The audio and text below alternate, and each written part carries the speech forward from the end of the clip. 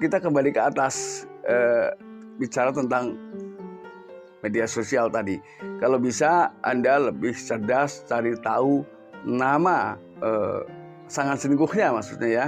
Jadi di sini kan biasanya ketika orang yang sudah sering melakukan perselingkuhan bisa jadi apa yang tertulis di media sosial ini berbeda dengan yang tertulis di alam nyata.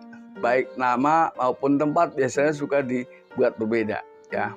Walaupun itu tidak menjamin, tapi barangkali itu bisa membantu ya.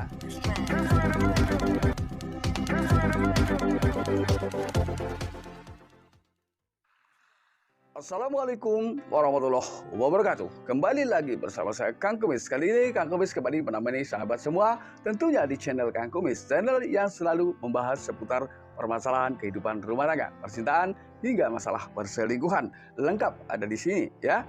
Pada kesempatan kali ini Kang Kumis ingin berbicara mengenai 7 cara mendeteksi secara dini pasangan selingkuh atau tidak. Nah, namun sebelum lanjut ke topik, gak ada salahnya silahkan Anda subscribe, like, dan komen di channel Kang Kumis agar sahabat semua tidak ketinggalan info dan juga kabar terbaru tentunya di channel Kang Kumis. Nah, di era modern seperti sekarang ini memang banyak hal yang bisa dilakukan di media sosial ya, atau memang bukan hal yang sulit ketika itu terjadi lewat media sosial ya, karena media sosial sebetulnya tidak salah. Yang salah adalah mungkin cara pemanfaatan. Nah, maka dari itu ketika memang Anda curiga pasangan Anda ya ditengarai ada gerak-gerik yang mencurigakan tentang jujur atau selingkuh, nggak ada salahnya coba Anda periksa ponselnya. Ini yang pertama. Biasanya ketika awal-awal itu, karena ini saya bicara mendeteksi secara dini ya. Ketika awal-awal biasanya pasangan tidak sedetail setelah pasangan berpengalaman. Jadi mereka biasanya tidak langsung memberikan atau membuat kunci ponsel terbaru ya. Jadi biasanya dia tidak takut dicurigai karena baru awal. Jadi makanya saya bilang cara mendeteksi secara dini pasangan selingkuh. Maka coba periksa. Nah, apakah di situ ada hal-hal yang aneh, yang artinya memang komunikasi yang terjadi di situ jauh lebih sering ya, terus kemudian nggak mengenal waktu itu dengan siapa. Ini bisa menjadi salah satu bahan bukti ya mungkin ya. Kemudian yang kedua, usahakan mata dan telinga jauh lebih peka ya, karena dua hal ini memang memiliki peranan yang berbeda. Artinya ketika kita mendengar, kita belum tentu melihat ya. Pada saat kita melihat juga belum tentu mendengar. Tapi ada kalanya kita mampu melihat dan mampu mendengar ini. Maka dari itu untuk lebih waspadanya coba diperpeka ya antara mata dan telinga Anda ya, karena tentunya di sini ada perbedaan kata, ada perbedaan gerak-gerik yang tentunya Anda menganggap itu adalah sebuah kejanggalan. Ini yang kedua. Lalu yang ketiga, kita harus tetap bersikap santai ya, bersifat tenang.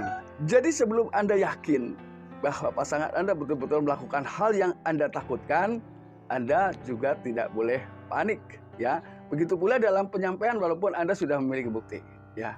Ini yang ketiga, karena usahakan ya, siapa tahu dengan Anda bisa membuktikannya, walaupun saya yakin dengan bukti apapun biasanya orang itu akan mengelak ya, karena di samping takut juga tentunya masih ada rasa sayang ya. Siapa tahu dengan adanya bukti itu pasangan yang dicurigai melakukan perselingkuhan menjadi jerah atau berhenti ini. Kemudian yang keempat, beri pertanyaan yang menjebak ya, pertanyaan-pertanyaan yang memang mau tidak mau harus dijawab seperti itu. Contoh misalnya, berapa kali kamu bohong sama saya? Berapa kali kamu selingkuh dengan pria lain? Ini apapun bentuk jawabannya, dari gerak-gerik dan reman muka serta gerak mata bisa Anda pahami ya. Ketika si dia ini begitu lama berpikir atau bicaranya tersendat, ada kemungkinan pasangan berbohong ya. Namun ketika dia menjawab dengan cepat tanpa beban, ada kemungkinan dia jujur ini. Makanya pentingnya sebuah pertanyaan adalah untuk menciptakan gerak-gerik dan juga dari cara bicara ini. 5 ya. Lalu yang kelima, poin kelima, ini biasanya kan perselingkuhan, ini mohon maaf sekali, ini lebih sering terjadi kalau mendasar waktu ini ada pada hari Senin dan Jumat. Ya, tapi antara Jumat dan Senin ini kan lebih duluan Senin.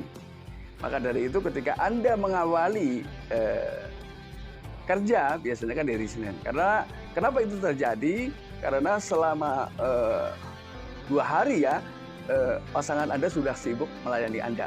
Tentunya kedua belah pihak ini menyimpan kerinduan yang luar biasa. Kalau melakukan pertemuan di hari Minggu, Selasa tidak mungkin ketika mereka memang tidak memiliki alasan yang begitu tepat dan logika. Ini biasanya terjadi kisaran jam 9 sampai jam 11. Ini dari Senin, begitu pula biasanya dari Jumat. Nah, ya, kalau dari Senin ini yang tadi saya katakan adalah di pagi hari, ya. Jadi nggak ada salahnya Anda pura-pura pamit lembur, ya. Kemudian dengan demikian mereka akan jauh lebih leluasa dan merasa tenang melakukan hal tersebut.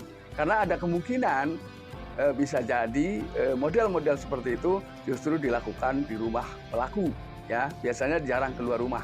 Ini untuk boleh dibilang menangkap basah pasangan lah ya. Ini triknya.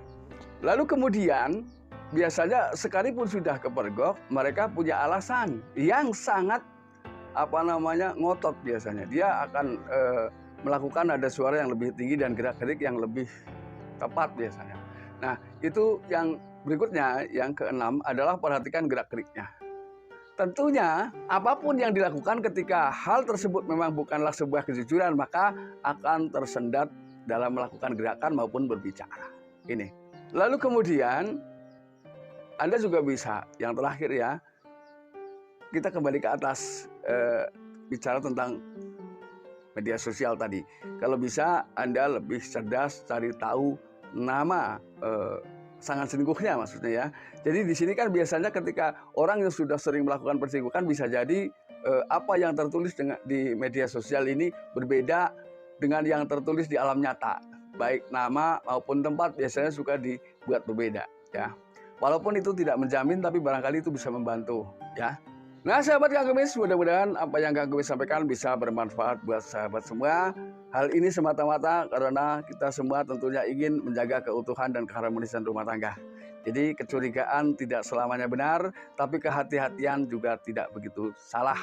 Nah mudah-mudahan apa yang Kang Kumis sampaikan bisa bermanfaat. Dan akhir kata, salam harmonis bersama Kang Kumis. Wabillahi taufiq wal hidayah. Wassalamualaikum warahmatullahi wabarakatuh dan terima kasih.